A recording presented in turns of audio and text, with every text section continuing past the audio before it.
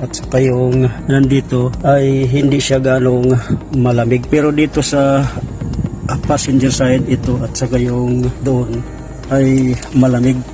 So tips lang sa inyo, pagka ganitong walang lamig yung kaliwang side, i-double check lang natin yung freon, kasi pagka kulang sa freon ay minsan ganyan din ang mangyayari. Pero hindi lahat ng problema ay ganun. Minsan i-check din natin, baka may problema din yung driver side air temperature, kasi mayroon niyang driver side air temperature at mayroon siyang passenger side air temperature. Yun ang mga posible natin i-check pagka nag-diagnose tayo ng ganitong concern. At dito sa kaso na to, napansin ko ay kulang talaga yung kanyang freon. At kung ating titignan, ayan yung ating gauge. Tingnan natin dito sa